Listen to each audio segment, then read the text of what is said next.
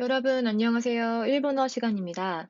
저번 주에 여러분 모두 히라가나 수행평가 봤잖아요. 우선 고생 참 많으셨고, 우리가 그 수행평가로 봤던 히라가나 글자들을 바탕으로 수업 시간에 청음, 타금, 반타금, 요음이라는 것들을 배웠어요. 기억나시죠? 오늘 우리가 새롭게 배울 녀석은 무엇이냐? 그 전에 여러분한테 한번 질문을 해볼게요. 일본어에는 받침이 있을까요? 없을까요? 흔히 일본어는 받침이 없다고 오해를 받는 경우가 많은데 받침 역할을 하는 애가 있어요. 그 받침 역할을 하는 애가 바로 우리가 오늘 공부할 촉음이라는 녀석입니다. 자, 우선은 교과서 28페이지를 펴주세요. 28페이지를 펴면 이렇게 촉음이 나올 건데요. 촉음은요, 자, 이 촉음이라는 제목 옆에 요거를 한번 써보실까요? 이거 어떤 글자였죠, 여러분? 부츠치였죠. 이 부츠치를 작게 쓴 것, 작게 쓴 것을 초금이라고 합니다, 여러분. 치를 작게 쓴 것이라고 한번 초금 옆에 써볼게요. 자, 얘는 원래 츠라고 읽는 애였잖아요. 그런데 츠를 작게 쓰면요, 초금이라는 이름을 갖게 되고 따로 츠라고 읽는 것이 아니라 받침의 역할을 하게 돼요. 어떤 받침의 역할을 하느냐? 네 가지의 받침 역할을 합니다. 키읔, 시옷, 티귿, 피읍의 받침 역할을 한다 라고 써볼까요? 받침 역할을 한다. 자, 다시 한번 정리할게요. 초금은 부츠츠를 작게 쓴 것이다. 부츠츠를 작게 쓰게 되면 츠라고 따로 읽는 것이 아니라 키읔, 시옷, 티귿, 피읍의 받침 역할을 한다. 자, 그러면 이 네 가지의 받침이 어떻게 나뉘게 되느냐? 뒤에 오는 소리에 따라서 나뉘게 돼요. 밑에 설명을 보시면 초금은 뒷글자의 자음과 같은 음으로 발음한다 라고 되어 있을 거예요. 이게 무슨 소리냐? 자, 여러분, 먼저 여기 예시 단어를 먼저 보자. 이거 맨 앞에 있는 거요. 어떻게 읽었죠? 여기 단어. 앞에는 카메라 켜긴 한데 타금이 땡땡 하고 붙었어. 그치? 그럼 이거 발음 어떻게 해요? 라고 하죠. 잘하셨어요. 자, 그 다음, 부츠츠를 작게 썼어. 그럼 얘는 받침 역할을 한다 그랬죠? 그런데 누구를 먼저 봐라. 뒷소리에 영향을 받기 때문에 뒷글자를 먼저 봐라. 그러면 얘는 뒷글자를 봤더니 무슨 글자야? 코끼리, 코. 그리고 맨 마지막은 우입니다. 자, 그러면 지금 초금의 바로 뒤에 있는 글자는 무엇이에요? 어떤 의미예요? 키읔이죠. 얘를 그대로 받침으로 갖고 온다는 거예요. 이렇게. 그럼 얘 받침이 어떻게 돼요, 여러분? 갖고가 되는 거예요. 갖고 어떤 원리인지 이해가 되셨어요? 자, 여기까지. 부츠츠를 작게 쓴 것, 즉 초금은 받침 역할을 한다 그랬습니다. 키읔, 시옷, 티귿, 피음 네 가지의 받침이에요. 그런데 이 받침은 어떻게 나뉘냐? 뒷글자에 따라오는 자음과 같은 음으로 발음한다고 했어요. 자, 보세요. 지금 초금이 등장을 했어요. 그죠? 지금 초금이 등장했는데 이 초금 뒤에 카행이 왔어. 카행. 얘들아, 카의 가족에는 누구누구가 있었어? 카, 키, 크, 케, 코. 전부 지금 키읔을 자음으로 공유를 하고 있는 애들이에요. 이렇게 부츠츠 뒤에 카행이 오게 되면 키읔 발음을 갖는다는 거예요.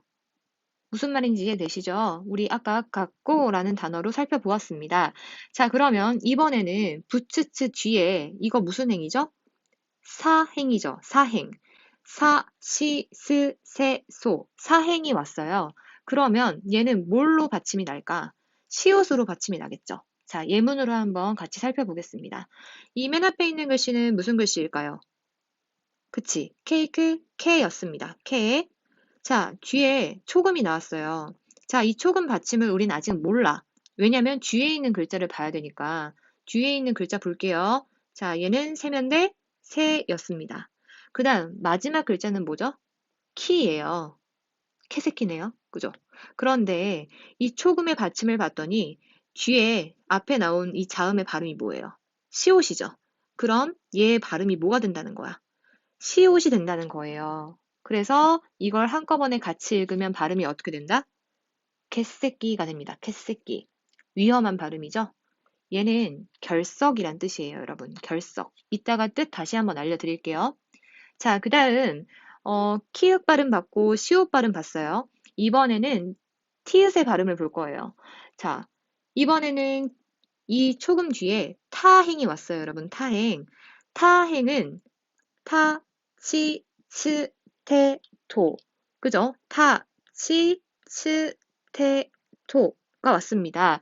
이 타행 앞에서는 티귿 발음이 된다는 거예요. 자, 얘 한번 살펴보자. 맨 앞에 있는 글씨는 뭐예요? 기타, 키, 또 초금이다. 초금은 뒷발음을 가지고 오니까 뒷발음을 봐야겠네. 자, 얘는 테이프, 태죠. 그래서 얘를 그대로 이번에도 가지고 와서 발음이 어떻게 나는 거야? 깃대가 된다는 거예요. 깃대. 이제 초금의 원리 굉장히 쉽죠, 여러분? 자, 마지막입니다. 이번에는 파행이 왔어요. 파행. 그죠? 피읍과 쌍비읍의 중간 정도 발음이라고 말씀드렸는데요. 파행의 가족에는 파, 피, 프, 베, 보가 있어요. 그죠? 자, 얘도 한번 볼게요. 여기 맨 앞에 있는 글자 뭘까? 그치. 이빨, 이예요. 그죠? 그 다음, 뒤에 오는 글자는 뭐예요? 파죠. 파. 그 다음 또 이빨, 이. 이파인데, 자, 여기에 맨 앞에 나오는 자음을 가지고 온다. 받침이 되었다. 이거 어떻게 읽어요? 이빠이가 되는 거예요. 이빠이. 자, 초금의 원리가 어떻게 되는지 아시겠죠, 여러분?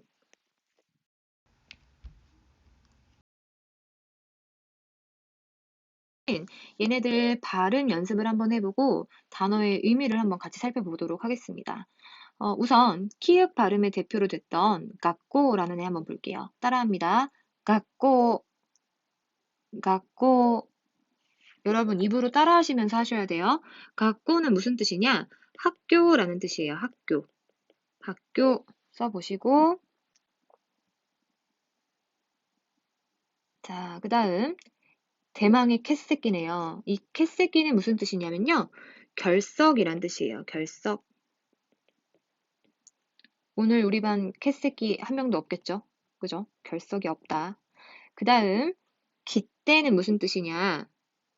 우표란 뜻입니다. 우표 써보시고요. 깃대.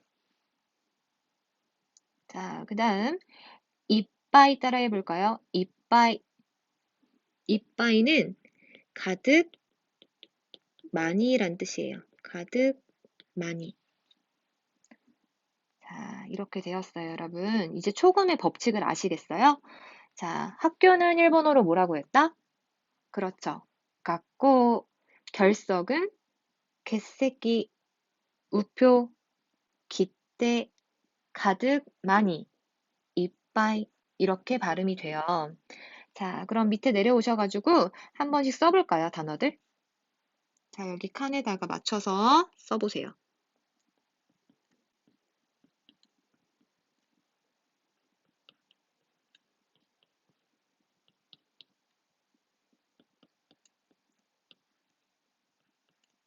여러분, 불시에 교과서를 검사합니다. 지금 이렇게 시간이 있을 때 써두도록 할게요.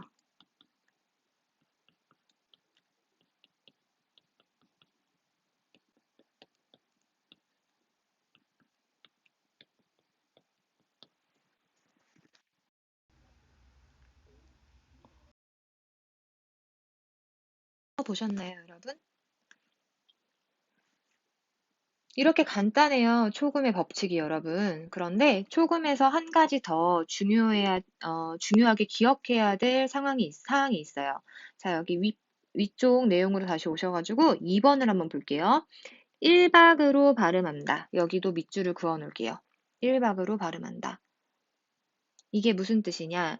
우리 저번에 요음 배울 때 요음 선생님이 필기해줬던 내용 기억나나요? 일본어는 한 글자당 한 박자를 갖는다. 그죠? 그게 일본어의 특징이었어요. 단, 요음은 앞 글자와 함께 한 박자를 이룬다. 이런 내용 기억나실 거예요. 자, 그런데 이 초금도 당연히 일본어의 글자에 속하는 글자잖아요. 그죠? 그래서 이 초금은 크기는 작지만 한 박을 가지는 거예요. 오케이?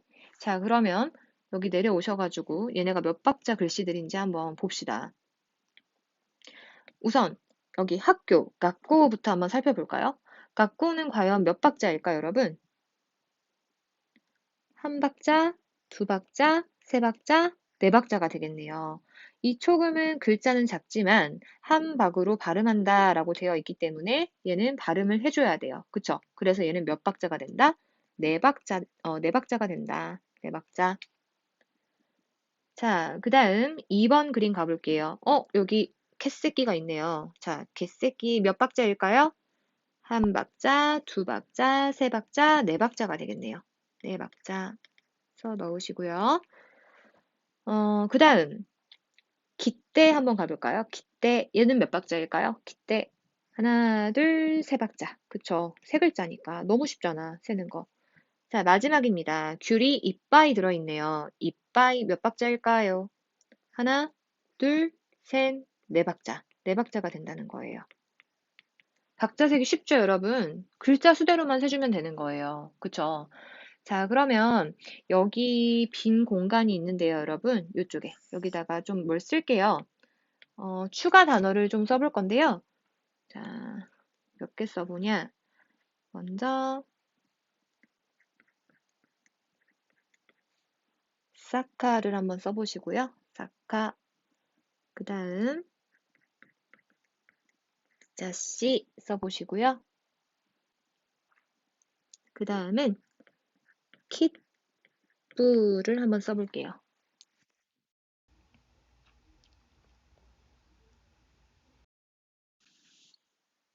자, 이 세 개 단어를 추가로 살펴보도록 하겠습니다. 여기 보시면 지금 전부 중간에 작은 쯔, 초금이 들어가 있어요. 얘네의 받침은 과연 어떻게 발음이 날까요, 여러분? 맞춰보세요. 우선 맨 위에 있는 것부터 한번 볼까? 자, 이거는 맨 앞에가 글씨가 뭐야, 여러분? 사죠, 사. 사에다가 뒤에 글자를 봤더니, 카네? 카예요, 카. 그죠? 그러면 카행에 속하는 거니까 이거 그대로 가져와서 받침이 어떻게 된다? 그렇지. 사카가 됩니다, 사카. 사카는 무슨 뜻이냐면요. 작가란 뜻이에요, 작가. 작가. 사카라고 해요, 사카. 작가. 발음 매우 비슷하죠? 자, 그 다음 가볼게요. 자, 얘는 사에다가 땡땡하고 지금 타금이 붙었어요. 타금. 타금 다음에 초금이 왔는데, 사에 땡땡 타금이 붙으면 발음이 어떻게 변한다? 자로 변하죠. 자.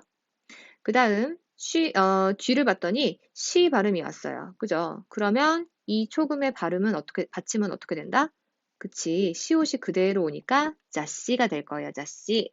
자, 얘는 해석이 어떻게 된다? 얘는 잡지란 뜻이에요. 잡지. 잡지를 일본어로 자씨라고 한다. 일본어랑 한국어랑 발음 비슷한 거 굉장히 많죠. 작가, 사카, 잡지, 자씨, 학교, 학교, 결석, 개새끼 다 비슷해요. 왜냐면 한자어에서 유래한 발음들이기 때문이에요. 자, 그 다음 갑니다. 마지막. 자, 얘는 어떻게 읽는다? 맨 앞에 있는 글씨는 키타, 키, 그리고 뒤에 오는 글씨는 후라이 후에 동그라미 붙었으니까 이거는 반타금이죠. 파행에 속하죠. 후 써볼게요. 그러면 얘 받침도 어떻게 된다? 그렇지. 기쁘가 된다. 기쁘. 기쁘는 무슨 뜻이냐면 표란 뜻이에요. 표. 표. 그래서 얘네들도 추가적인 단어들로 좀 외워두도록 합니다. 여기다 써두시고요.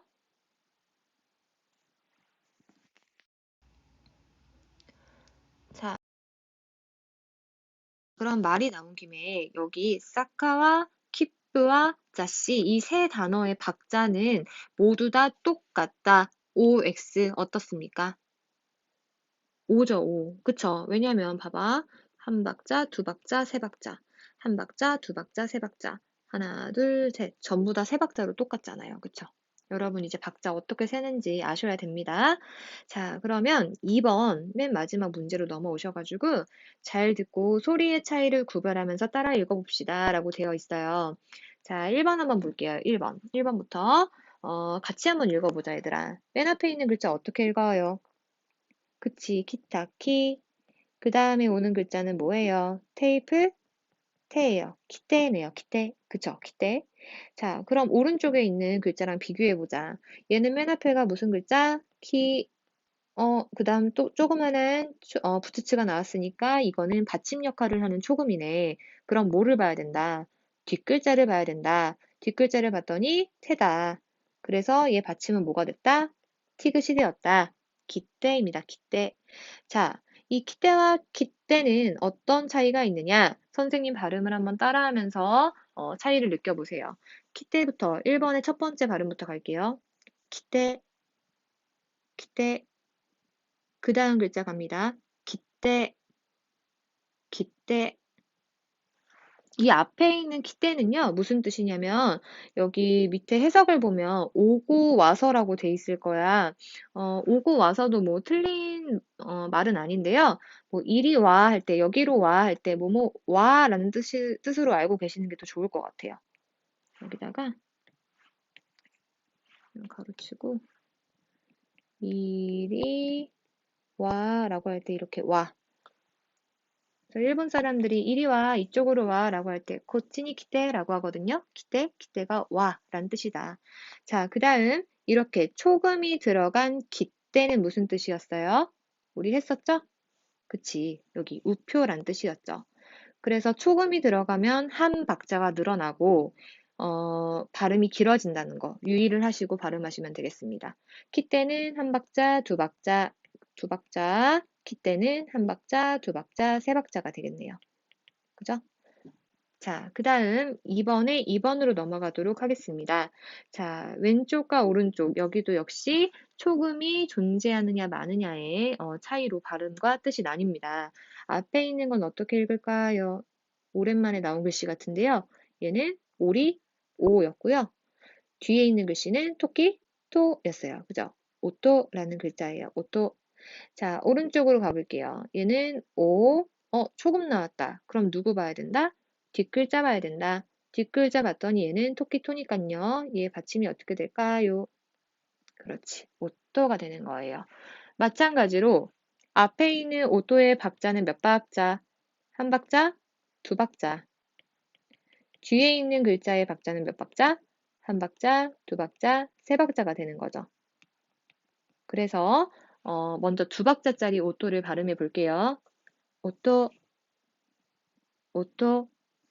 얘는 소리란 뜻이에요. 소리.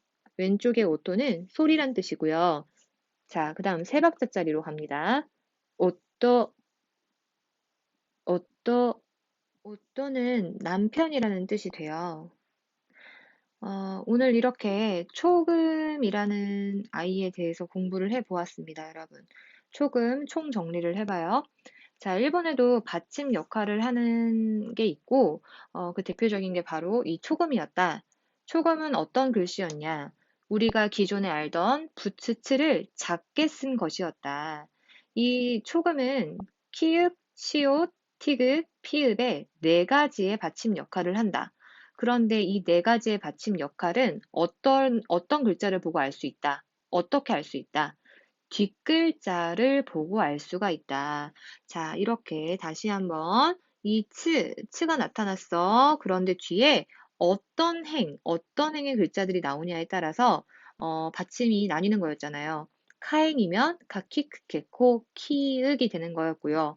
사시스세소 사행이 오면 시옷이 되는 거였고 다치츠테토 타행이 오면 티귿이 되었습니다. 그 다음 파행, 바피페페포가 오게 되면 피읍 발음으로 나게 되었어요. 그쵸? 그래서 이러한 갓고, 개새끼, 기대 같은 여러 가지 예문들의 발음을 통해서 초금의 실제 발음을 한번 살펴봤어요.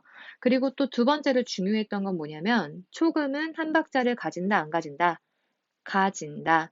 글씨는 작지만 명백히 박자를 가지는 글자이다. 그래서 우리가 밑에서 비교해서 살펴본 것처럼 여기서 비교해서 봤잖아요. 이렇게 초금 하나가 있느냐 없느냐에 따라서 박자가 나뉘고 또 의미도 완전 다른 글자, 다른 의미를 가진 단어가 되어버렸다. 그래서 초금의 유무에 굉장히 주의를 해야 한다. 여기까지가 우리가 오늘 공부한 내용이에요, 여러분. 어려운 거 있었을까요? 사실 히라가나만 좀 헷갈리지 않게 다 읽을 수 있으면요. 일본어는 정말 정말 쉬운 언어입니다, 여러분. 그러니까 아직도 내가 히라가나를 읽는 게 조금 부족하다 싶으신 분들은요.